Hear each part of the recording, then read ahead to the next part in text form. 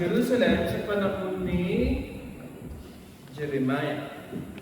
Ang title ng message natin, patingin ako dito, kung nagbabasa ko yung World International Ministries Global Israel.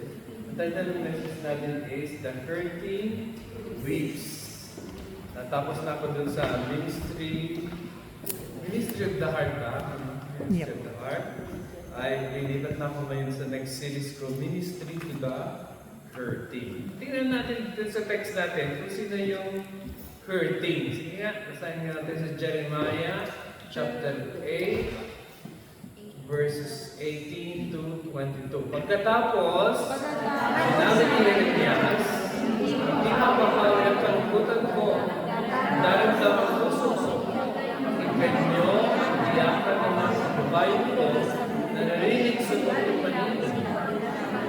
Sinabi nila, wala ng Panginoon sa Jerusalem. Wala na barasan ng Diyos ng Jerusalem.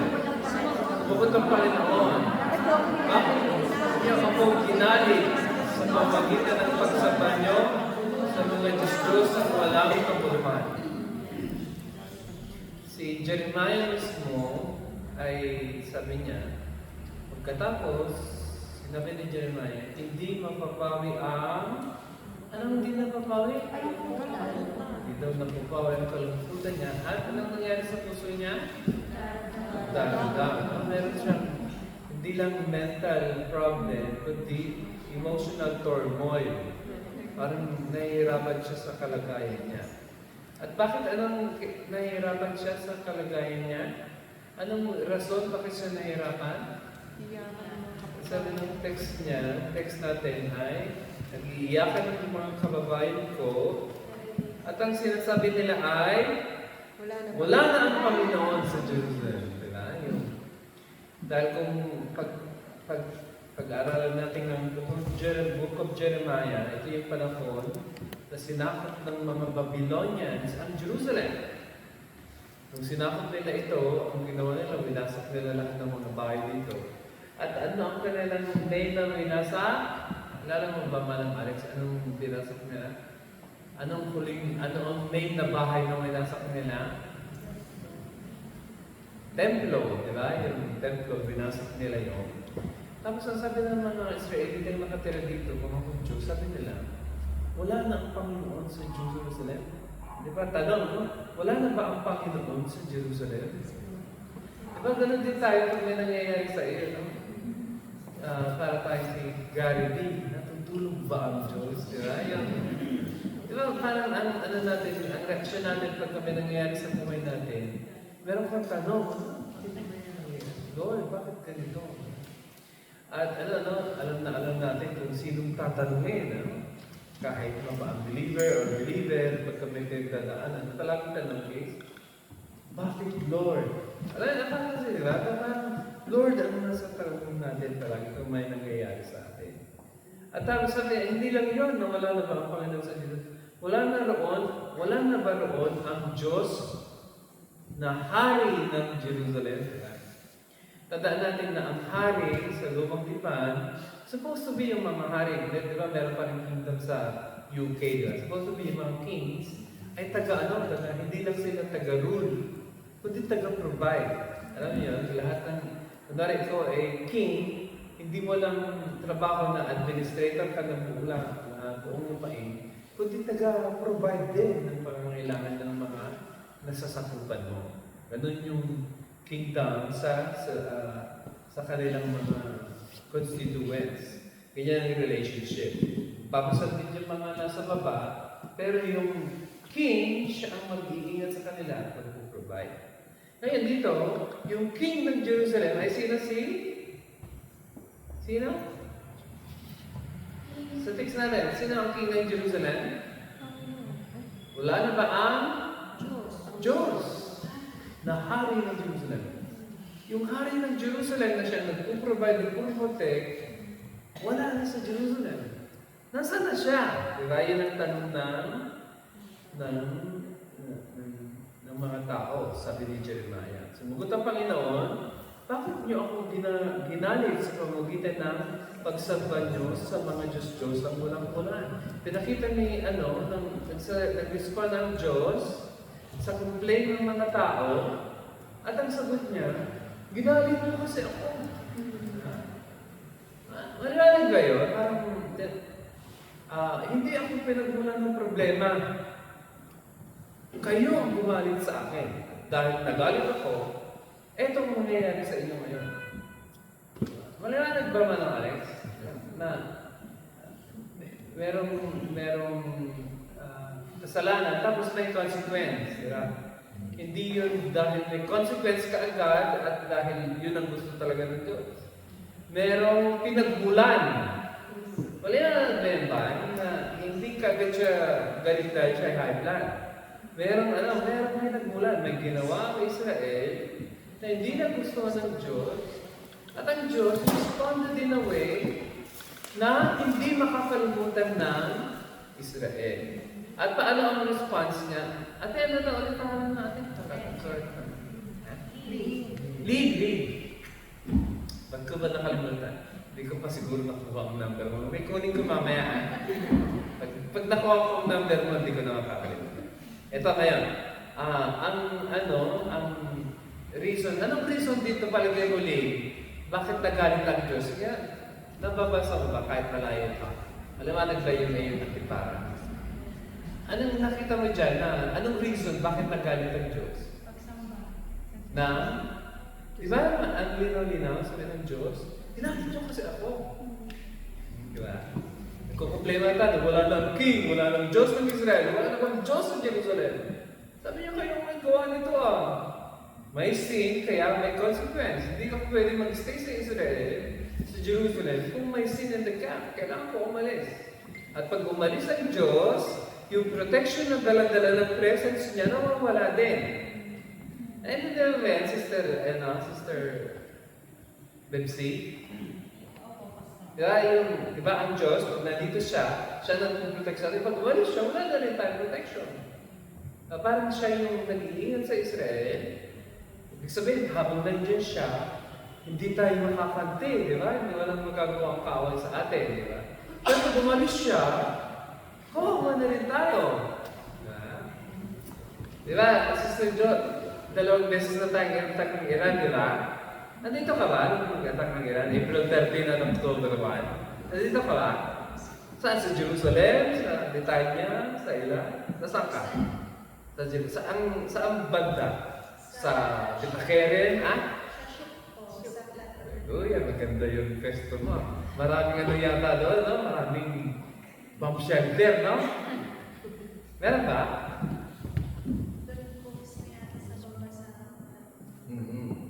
Pero di ba nung tayo ay pinadala ng rocket, sinasamahan ba tayo ng Diyos? Ate baby, sinasamahan ba tayo ng Diyos kung may rocket? Yes? Oo, di ba? Paano pinakita ng Diyos sesin yung kamay niya?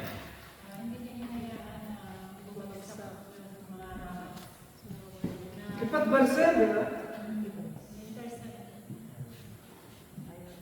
Ang Diyos ang nagsalo, pero meron siyang ginamit. Kipat Barcel. That's how I see it. Di ba?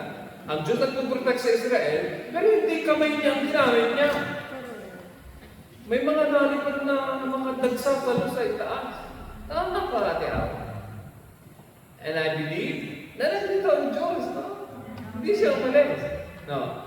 Siguro, ang utak nating mga maka-Israel, ang galing ng Israel, meron din pag-Barcel. Sabi ang feeling ko, ang reputation ko, ang Diyos ang nagpo-cover. At yung pag-Barcel, kamay niya yung pag-Barcel. Hindi ba, ate, kasi kumisan meron tayo interpretation na, ang Israel, magaling talaga yung Israel. Kaya ang yabang-yabang natin, dito kami, mas maganda dito kaysa sa Pilipinas. Dahil ang Pilipinas, pag tayo, ginera ng China, salpasin. Diba?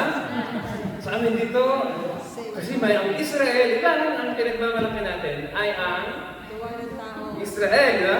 Pero sa totoo lang, diba, ang nagprotect sa Israel sa panahon ni Jeremiah, kaya hindi sila nasakop ng Babylonia, ay ang Diyos. Pero nung umalis ang Diyos, nakapasok ang mga Babylonia. Kaya ituloy natin sa susunod na text. Sige nga. 1, 2, 3, go. Sumagot ang mga tao. Tapos na ang anihan. Tapos na rin ang tag-araw. Pero hindi pa rin kami naliligtas. Nagdaramdam ako dahil sa naranasang hirap ng mga kababayan ko. Nagluluksa ako at namimili. Sumagot ang mga tao. Di ba? May conversation, di ba? Sabi ng mga tao, ay, wala ng Diyos sa Jerusalem. Wala na ang hari na Diyos na hari ng Jerusalem. Sabi.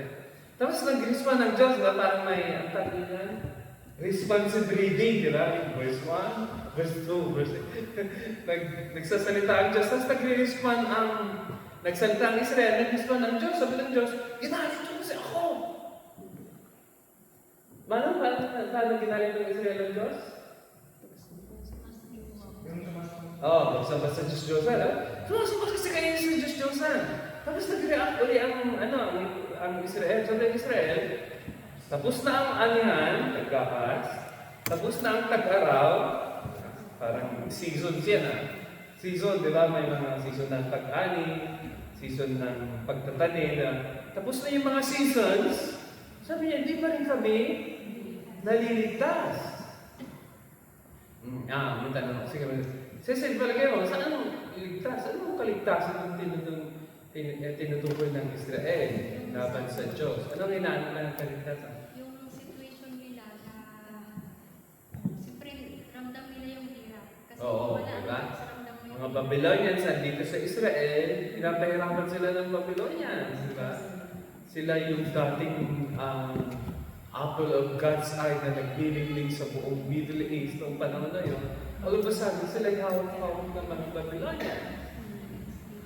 Kaya sabi niya, lumipas na yung mga, ibig sabihin, tumagal na, tumagal na yung, hindi lang one day na judgment ang Diyos, kundi naglinger sa sudyoan yung pagpaparusa ng Diyos sa Israel. Bakit ulit? dahil sa pagsamba nila sa Diyos. Oo, dahil sila sumasamba sa Diyos. At sabi, ang complain nila, lumipas na ang tag-araw, ang tag-ulan, anihan, at pagtatanim, hindi pa rin kami naliligtas. Wala pa rin nangyayari sa amin, sabi ng Israel. Napapakinggan niya ba yung conversation ng Diyos at Israel? Tapos, si naman, yung intercessor natin dito, si Jeremiah, sabi niya, nagdaramdam ako dahil sa nararanasang hirap ng mga kababayan ko. Diba? Nag-react naman yan meron tayong middleman. Sinong middleman natin? Si Jeremiah. Sabi niya, nagdaramdam ako dahil sa nararanasang hirap ng mga kababayan ko. Nagluluksa ako. Kailan nagluluksa ang tao, Sister? Diba? Ang daming namatay sa Israel, kaya nagluluksa si Jeremiah. At kahit hindi niya yung mga kamag-anak, sila yung mga kababayan niya. Diba? Kababayan niya. Diba ganun din tayo pagka maraming namatay ng Pilipino dahil sa baha o... Diba pag nakita natin yung pumasok yung mga putik sa mga bahay, tapos nakikita, kawawa naman, no? Kaya ang ginagawa ko pag nakikita ko yun, sabi ko, kung kaalis, buhay sila. Diba? Yung parang inaano ko lang sa sarili ko, ha? Siyempre yung properties, madali mo nakuha yung properties. Medyo may time factor lang, medyo matagal-tagal. Pero habang buhay ka, pwede kang magtrabaho at maibalik yung naalis. Pero patay ka na, ikaw yung nalunod sa baha. Laila to. Wala ka na pag-asa doon. Kahit gusto mong patayo yung bahay mo, patay ka na, hindi mo na yung papatayo. Wala ka ng chance. Ibig sabihin, kahit nasira yung mga properties mo, as long as buhay ka, may pag-asa. Diba? Life is good. Life is good dati. Is life good? Diba? Pag ikay nahinga, kahit impyerno pang nasa paligid mo, nahinga ka, salamat sa Diyos, diba? Minsan may mga situation tayo na pangit. Di ba, Carol? Minsan may mga situation tayo na, bakit nandito ko? Bakit lala ako sa pamilya ko? Bakit yun? Diyos, buhay ka, ano? Pag patay ka na, di ka na makapagtanong. Ibig sabihin, blessing pa rin ng Lord at higit na nakakapagtanong ka sa Diyos. Bakit, Lord? No? Blessed pa rin natin. Habang ikaw ay may complaint pa, ibig sabihin niyan, kaya mo pupulutin ang sarili mo, no? Ate Madeline, pag di mo na kaya pupulutin ang sarili mo, siyam mo. Siyam mo. Tapos na, no? Pero hanggang na may nararamdaman ka, masakit, mainit, malamig, may nararamdaman ka, no? Mahapdi, ang dami nararamdaman. Salamat sa Diyos. Salamat sa Diyos ba, Erin? Ha? Sugatan ka, no? Luhaan ka, no? Pero buhay ka. Sa akin na pagdagwa ko na malaking blessing talaga yung nahinga. May mga employer na hindi na nahinga. Ang ama ko, Nettie, nung mamatay si Lolo, chinecheck ko kasi si Lolo, every alas 2. Dahil pagka alas 2 na, numupa na yung kanyang sperdal, nagsasalita na siya. Kaya may parang alarm na ng buhay ko na alas 2 na, chinecheck ko si Opa. Kung chinecheck ko si Opa, hindi nagsasalita. Sabi ko, values. Dahil dapat ang matanda nagsasalita. Di ba? Kahit buhay ng matanda mo, pag nagsasalita, amen! No? Pag nasigaw na, amen! Amen! Sabayan mo! Sabayan mo, pero pag hindi nagsasalita, ako. Katapusan na natin. Di ba? Ano yung sabihin? Yung habang buhay, may pag-asa. Di ba? Masakit, makirot, sugatan. Di ba? Ang daming nararamdaman, malungkot. Pero may nararamdaman ka pa. Chaser, pag wala ka nang nararamdaman, kasi ka ba? Pag wala na tayong nararamdaman, tapos na tayo, di ba? Ito si Jeremiah, bagaman siya ay buhay pa, naglulugsa siya, at yung word na natitigilan, nangyari na ba sa iyo, Jason, yung natitigilan ka?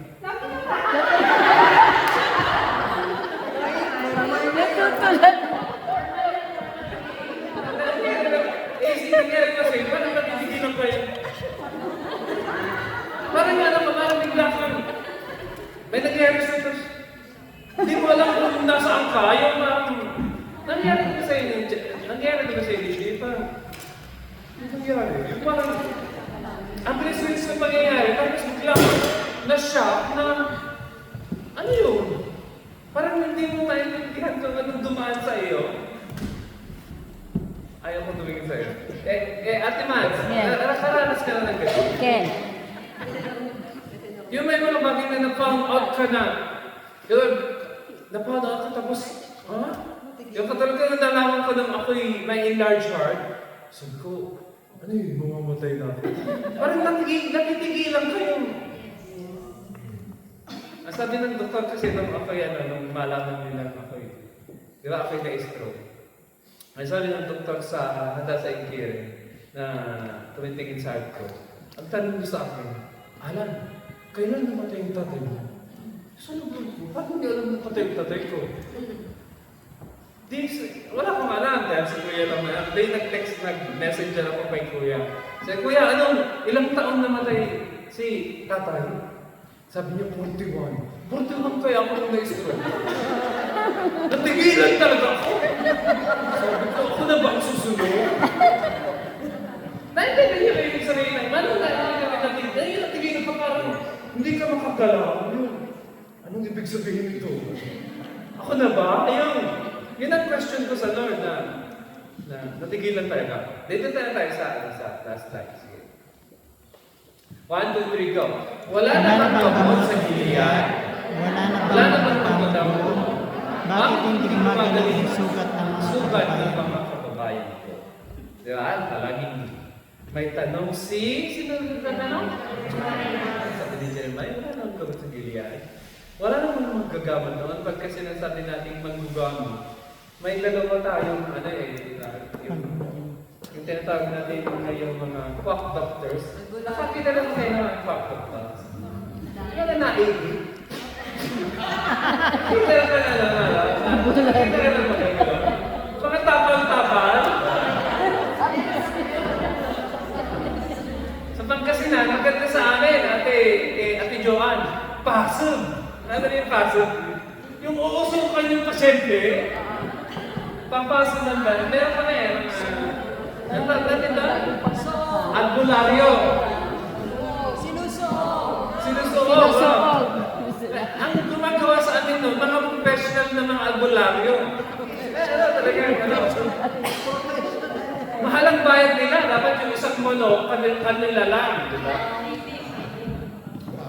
Yung mga magagamot mo sa panahon ni Jeremiah ay dalawang bagay. Magagamot na quack, yung gumagamit talaga sila ng... Sa panahon ni Jeremiah, ang paggagamot ay... Dali na pakinggan yung mga. Pakinggan nyo. Ang paggagamot noong panahon ni Jeremiah ay dalawa, di ba? Yung isa, syempre hindi, wala pa silang science noon. Ano pangalan mo? Napaway? Chester? Christian. Wait, Christian. Christian din kami. Christian, noong panahon ng Jeremiah, wala pang science. Hindi pa naka-invento yung mga tao ng mga gamot-gamot. Ngayon meron na, di ba? May gamot parang pang-high blood. Diba, parang tinans tayo, diba? May gamot na, ano na yun, scientifically proven na yun. Pero yung mga gamot nila noon, parang Christian, parang nagkumula lang sila. Sukuha sila ng gamot na ino, pito-pito, tapos tatapal sa iyo, pag gumaling ka, at tandaan namin yun, yung ano na yun, nakakagaling ng sakit ng ngipin, diba? Yan, naintindihan siya, parang, hindi naman trial and error dahil matagal na rin nilang practice yun. Alam na nila yung mga kung anong damo na kukunin nila para sa may sakit ang tiyan, ito ilalaga. Ganon sila noon. Mayroon manggagamit na ganon. Tapos mayroon another side na manggagamit na mga yung tinatawag nating faith healers. Yung mga propeta noon sa panahon ni Jeremiah, hindi lang sila nagpa-prophesy ng Word of God, nag-aano din sila, meron silang gifts of healing. Tulad ni Elijah, meron silang ability to perform signs and wonders. Yung pag pupunta ka sa kanila, hindi ka hihipan, no? Wala, hindi gano'n. I-lay hands ka lang nila. O kung minsan, katulad ni Elijah, nung si Naaman, Syrian ay magpapa-pray over sa kanya. Ang sinabi ni Elisha, punta ka sa Ilog Jordan, dip ka ng 7 times. Parang may iuutos sa'yo, yung propeta pag ginawa mo, ay parang ma-release mo yung miracle ng Diyos. Nangyari ito kay Jesus, may 10 kituhin na pumunta kay Jesus, tapos sabi niya, magpa-check kayo sa mga priest, sa temple priest. On the way pa lang, di ba sila nakadating sa mga priest? Nakita nila, nasa may gumaling na, mga lepers. Tapos yung Samaritan, sabi niya, wow, magaling na ako, makabalik nga kay Jesus. Sabihin ko sa kanya na, hindi na ako nakarating sa temple priest, ay gumaling na ako. Tapos sabi ni Jesus, okay, Samaritan pa, di ba? Yung isa lang ang nagpasalamat mong mali, at mga siyam na Hudyo, hindi nagpasalamat. Yung isang Samaritano, ang bumalik. Diba? Parang binibigyan kasi ni Jesus Christ ng emphasis yung mga taong ostracized or marginalized. Diba? Si Jesus gusto niya yung mga hindi sikat. Galit siya sa mga sikat. Ang mga sikat sa panahon ni Jesus Christ, yung mga Pharisees, Sadducees, mga temple, mga scribes, may position sa temple. Galing na galing siya doon sa mga Jewish leaders na yun. At meron siyang compassion sa poor, sa woman, or women, di ba? Yung mga widow, yung mga walang kakayahang mga may sakit na malubha, na may reject na ng mga doktor. Nasusundan ba ng Alex? Si Jesus, iba yung heart niya. Ang heart niya, Yun, kung ikaw ay sikat, di sikat ka na, bahala ka sa buhay mo. Pero pag ikaw yung tinatapakan, ikaw ang nakikita ni Jesus. Yun ang ministry ni Jesus. Ngayon, si Jeremiah, sabi niya, bakit wala namang gamot sa Gilead? Wala namang magagamot. Diba? May dalawang klase, sabi ka namang gagamot.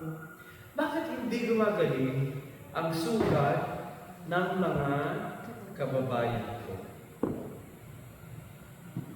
Yung tanong na yon, ang tanong na ito hanggang ngayon, ay tanong pa rin natin, bakit hindi gumagaling ang sugat ng mga kababayan? Kasi sino ang kababayan ni Jeremiah? Jude, the Jewish people ang kababayan niya. At tayo din, meron din tayo isang question na gano'n, bakit hindi gumagaling ang bansa namin, di ba? Tanong niyo ba? Since ako'y mag-born again, 1993, ang pere namin nauunlad ng Pilipinas. At katulad ni Jeremiah, parang pagka ang nakikita mo ay hindi maganda, kung minsan yung preno parang mabigat na, hindi na, dati noon, mag-fight kami. Ngayon, yung katulad ng intercessor na yun, Lord, may gagawin pa ba kayo sa amin? Kung mag-aabot na lang kami. Kung may mapakinggan ka umuwi ng Pilipinas, umuwi ka. Para maranasan mo. At para sa akin, pag uuwi, parang mali yung choice na umuwi. Na supposed to be tama, no? Gusto, bakit tama? Dahil natin yung pamilya mo, di ba tama yun? Dapat umuwi ka, hindi yung pamilya mo eh. Pero pag tinitimbang ko yung nandito ka, malayo ka sa pamilya mo, pero nakakapag-provide ka. Tapos uuwi ka at mabigat ka. Parang sasabihin ko, pabigat ka sa pamilya mo na dapat ay mahal na mahal kang tatanggap ng babad eh. Parang mas gusto kong dito ka na lang. At least, nakakapagpadala ka. Naintindihan mo kayo na? O masyadong malalim yung theology. Okay lang naman, hindi naman gano'n. Kasi yung sa akin yung heart ko, yung, ba't gano'n? Tagal-tagal namin nag-preparate. Bakit walang sagot? Kung saan sa tanong na, sasagutin pa ba ng Diyos? Wala namang pag-asa. Na, siguro yung mga ibang intercessor, okay lang sa kanila, sige, pray lang. Kami yung mga maramdaming intercessor, naiintindihan namin yung kilos ng Diyos. Kung saan, talaga bang yan ang plano ng Diyos para sa Pilipinas? Talagang paano ang Diyos na maghirap ang Pilipinas at tayo lahat ay mag-abroad, iwanan natin ang Pilipinas, at tayo maging tagapagdala ng mabuting balita sa buong bansa, sa buong mundo. Parang gano'n na, parang iisip ko na lang ibang sagot, dahil yung tanong mong una, hindi na sasagot. At ang tagal-tagal na namin pinagpipil. Lord, nakalimutan niyo na ba ang Pilipinas? It's fair to say mga kare, mga politiko, ay mayaman niya. Si Juan de la Cruz, ang mahirap. Kaya kami nag-a-abroad eh. Pero yung mga kamag-anak ng politiko, ang mayaman, mga kapatid. Baka pwede kayong humingi ng balato. At yung mga masakit na ba't gano'n? May mga mayayaman naman, sobrang yaman. Pero nasa pwesto. Kami kaibigan. Sa isa rin malayo sa pamilya. Sa mga pag-aabot, kay-Christmas. Napakasaya tayo, may kasama namin yun. Pamilya namin sa Diyos. Pero yung totoong pamilya namin, kadugo, kalaman, kapatid, gulang, anak. Kinakantahan namin ng ang Pasko ay kalimuya. Oh, mga kapiling ka.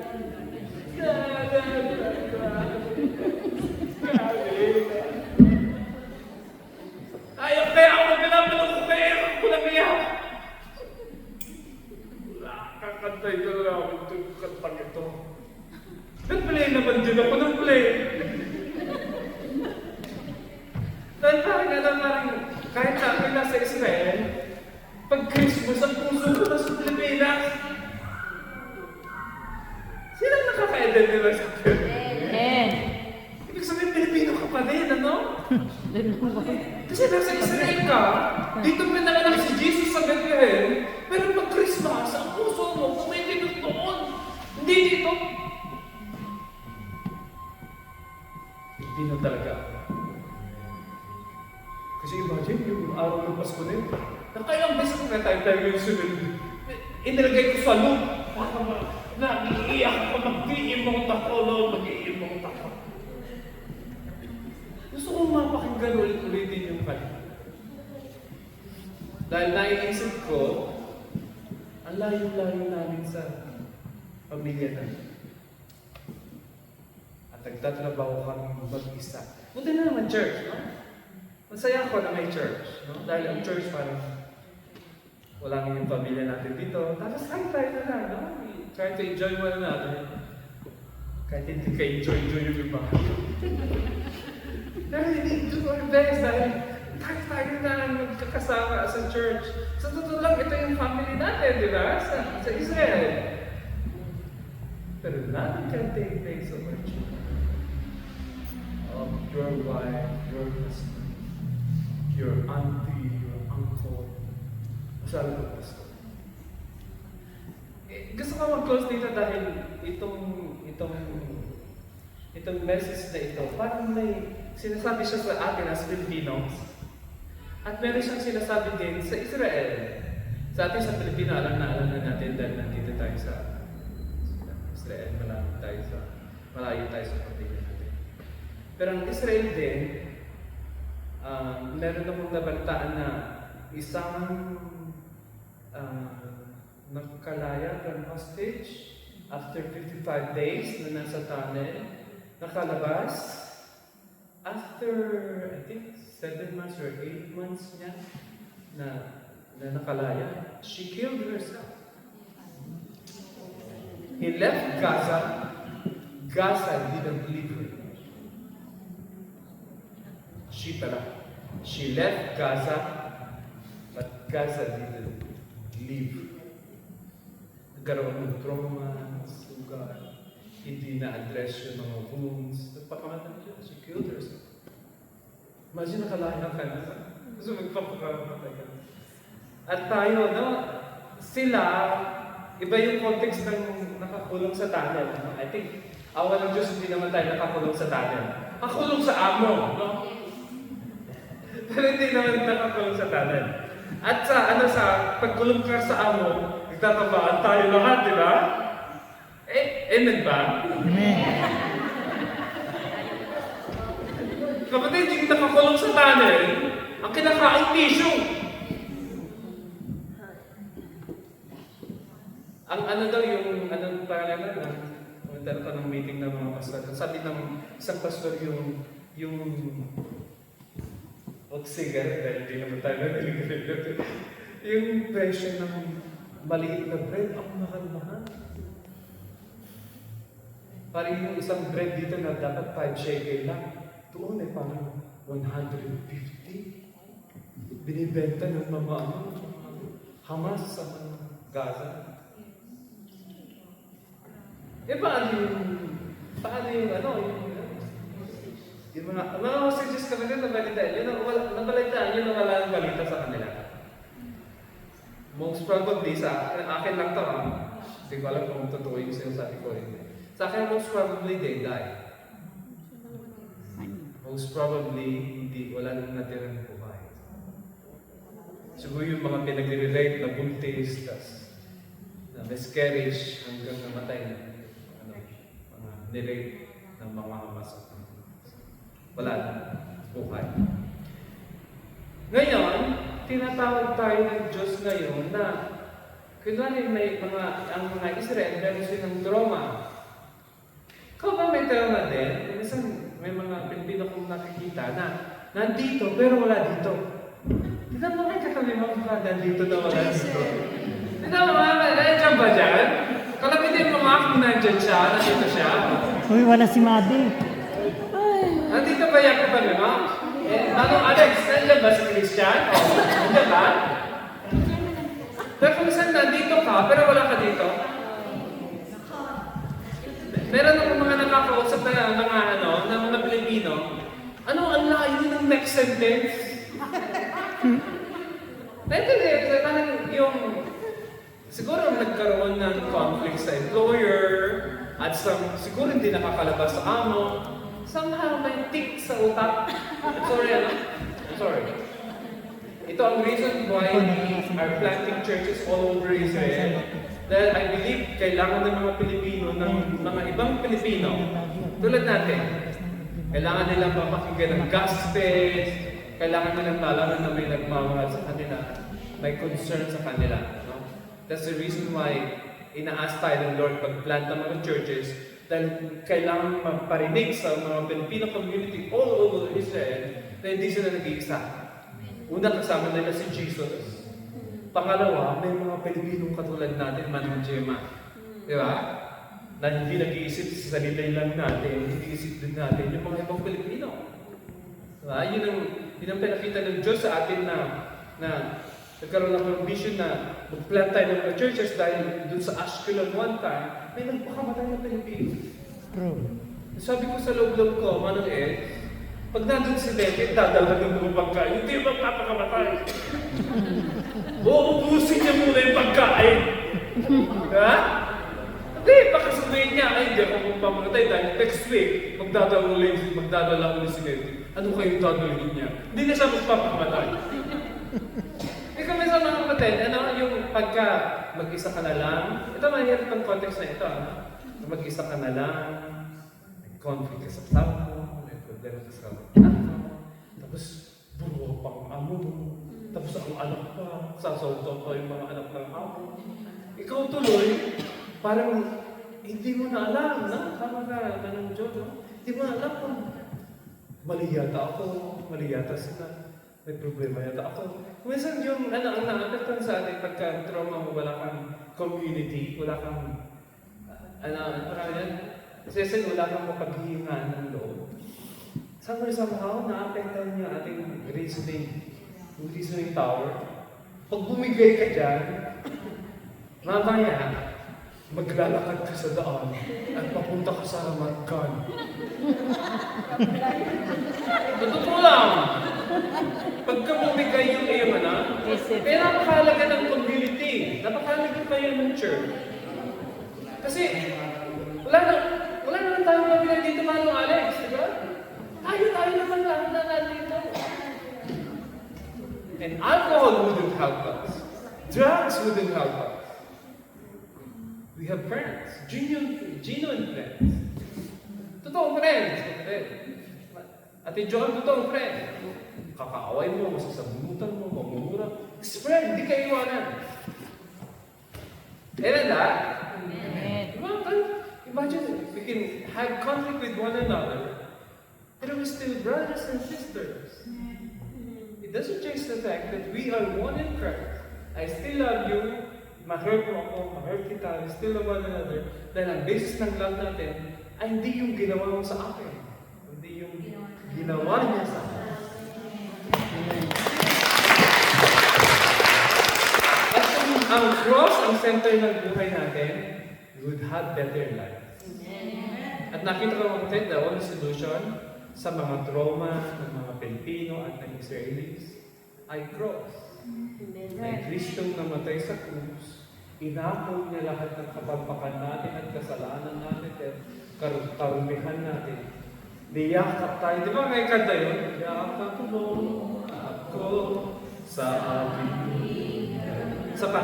Niyakap mo ako sa aking karumihan. Maganda, may ginagilap na. Ibig mo ako nang di kayang tumbasa. Iyakap mo ako sa aking karumihan. Ibig mo ako nang di kayang tumbasa. Mali yung cross na yun, yung pag-ibig na yun, hindi nagbabago. Yung cross na yung pagmamahal ng Diyos, niyayakap tayo.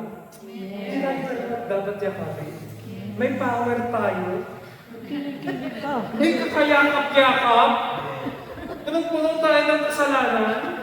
Pero ang Diyos, kahit nababaho pa, anak pa rin kita. Amen. Diba yung picture ng prodigal son? Alis na doon si Manong Eds. Ang picture ng prodigal son, diba? Ang prodigal son, di ba ang sabi niya, nandun siya sa kulungan ng mga baboy yata yun. Kung nasa kulungan siya. Pero naisip niya, teka, wala akong makain dito. Yung mga katulong ng tatay ko, ang dami lang nakakain. At nagtatapon pa. Alam ko nang gagawin ko. Kaya nag-memorize siya ng script. Pupunta ko sa tatay ko. Sabi ko sa tatay ko, nagkasala ko sa Ama, sa langit at sa iyo. Hindi na ako karapat dapat maging inyong anak. Tanggapin niyo na lang ako bilang isang. Ang tanong ko, tanong tayo. Anong reason niya? Bakit siya uwi? Gutom.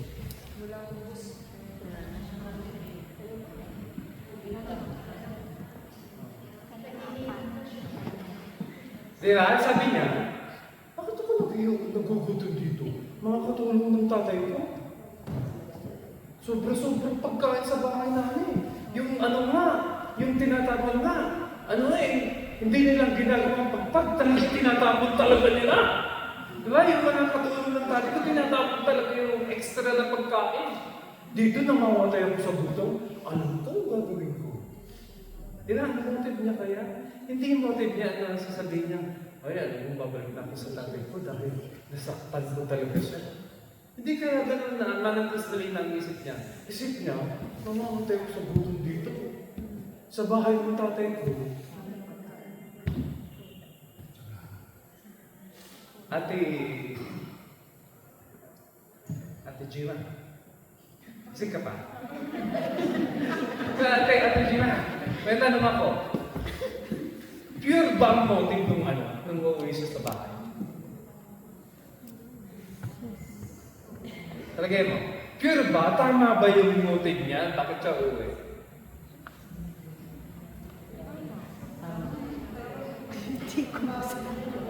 Manang Eds, talagay mo, pure ba? Yep. Hindi, di ba? Ang motive niya makakain. Hindi niya iniisip, Neki na, ay nasakpan ko ang tatay ko nung kinuha ko yung kayamanan. At sama-sama ko talaga. Then, nasa isip niya, bakit ako mamamatay sa gutom dito? Sa bahay ng tatay ko, maraming pagkain. Naintindihan mo, Irene? Ibig sabihin, uuwi siya sa bahay, hindi dahil nasaktan niya ang tatay niya. Gutom siya. Parang katulad natin, no? Ito tayong Diyos, magkailan doon. Kaya huwag kayo makonvict dahil yung pastor ang unang kakain. Diba? Huwag kayo hindi ako banal-banalan dito. Ako ang unang kumakain. Ako ang unang nagsasyaro. Kaya huwag kang makonvict na bakit si pastor hindi. Ako ang una! Huwag kang magkalala. Yung pastor ang una na kumakain. Kaya kumain ka talaga. Magpakabusog ka dahil yung pastor ang unang nangunguna. Diba? Sabi ni Manuel, aba, pag walang pagkain mo lang atin. Sabi ko, pag walang pagkain, yung pastor hindi atin. Totoo lang. Diba? Dahil we were made for community. We enjoy one another while eating. Alam niyo ba yun? There's bonding in eating. Si Jesus, pagka may meeting siya sa mga disciples niya, hindi niya sinabi, mga kapatid, prayer pa tayo. Hindi. Pagka siya yung pumunta kina Marta, 12 kami, pero ang hinanda mo, 24, matatakaw to. Sa totoo lang. Si Jesus, dahil alam niyang ang layo ng lakad nila, tapos mga lalaki, kasi yung mga lalaki ay, hindi kami katulad ni Pastor Wayne na. Kami ganyan! Kami ni Papa Ray, ganyan! Ang sarap picturean no? Mga lalaki Dito na tayo. Kahit tayo marunong kahit mali ang motive natin, tinatanggap pa rin tayo ng ating Diyos Ama. Dahil sa Cross. hindi dahil tayo mabait, hindi tinatanggap tayo ng ating Diyos Ama dahil sa ginawa ng kanyang bugtong na Ama para sa atin. Siya'y namatay sa krus. Kaya kaya natin abitin na iyakap mo ako sa aking kayo. Amen. Lord, we thank you dahil niyakap mo talaga kami. Nung hindi kami karapat-dapat.